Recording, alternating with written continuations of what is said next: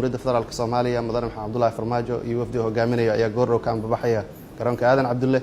Madaxweynaha iyo wafdigiisa waxay ku sii jeedaan magaalada Dawxa ee dalka Qatar, halkaas oo ay booqasho 2 maalmood oo shaqo uga bilaaban doonto. Madaxweynaha inta uu ku sugan yahay magaalada Dawxa wuxuu la kulmi doonaa amiirka dowladda Qatar Sheekh Tamiim bin Hamad Al Thani.